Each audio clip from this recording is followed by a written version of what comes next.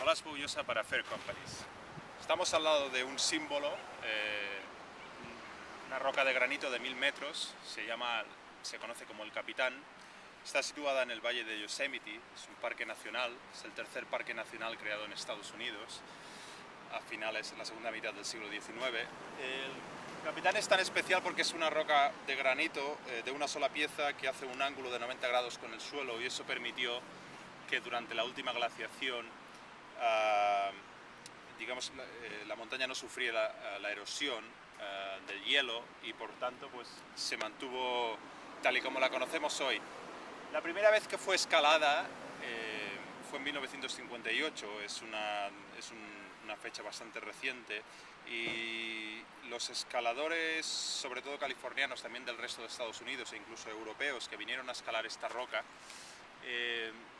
convirtieron un poco la hazaña en una especie de aventura alternativa, en una especie de símbolo de un estado de ánimo de toda una generación, en una especie de símbolo también contestatario acerca de la vida moderna, en una especie de búsqueda de lo auténtico. Estamos hablando de los primeros beatniks de los años 50 y también un poco de la generación que se conoció luego como contracultura y también movimiento hippie. ¿Cuál es el símbolo del Capitán? Bueno, el Capitán es una de las imágenes más reconocidas de los parques naturales de Estados Unidos. Los parques naturales permitieron que Norteamérica conservara algunos de los parajes naturales más impresionantes del mundo justo a tiempo, porque estamos hablando de un momento en la segunda mitad del siglo XIX, cuando los colonos de origen europeo estaban poblando con la ayuda del gobierno de Estados Unidos todo el país, y eso provocó no solo un choque de culturas y el ninguneo de toda una población, los llamados nativos americanos, sino que también provocó daños en la naturaleza, muchos de ellos irreparables. En California, que es uno de los últimos lugares en la costa oeste de Estados Unidos que cayó, digamos, en manos de los pobladores de origen europeo, es un estado que se pobló en una primera oleada cuando era todavía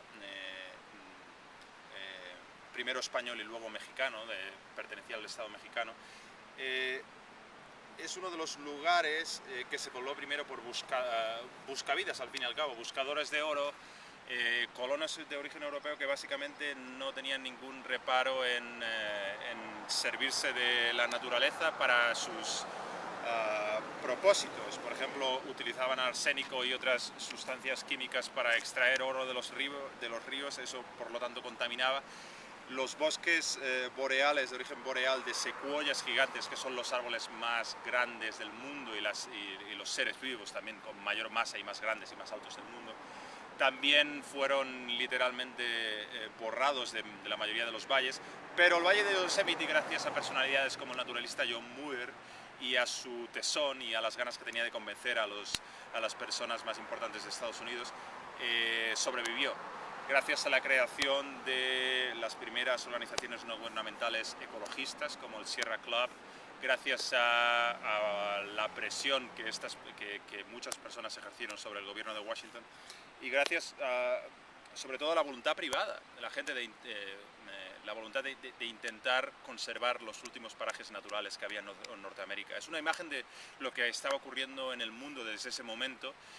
Quedan pocos parajes tan interesantes como este, y yo la sensación que tengo es un poco triste, porque hemos venido aquí a Yosemite y teníamos intención de disfrutar un poco, de sentir un poco la soledad y la inmensidad del paraje, y esto pues queríamos que nos influyera, y queríamos también mirar hacia nuestro interior. Lo que nos hemos encontrado con un montón de gente. Son más de 3 millones de personas los que visitan este lugar, pese a estar en el interior de California, bastante alejado del resto del estado y del resto del mundo, pero la verdad es que está lleno de gente.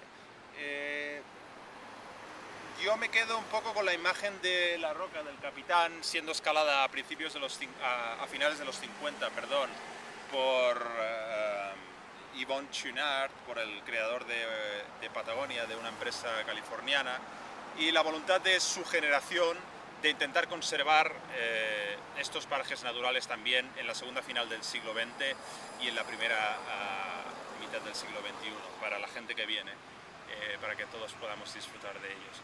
El problema es qué significa todos. Si todos es 20 millones de personas al año, esto es probablemente algo absurdo.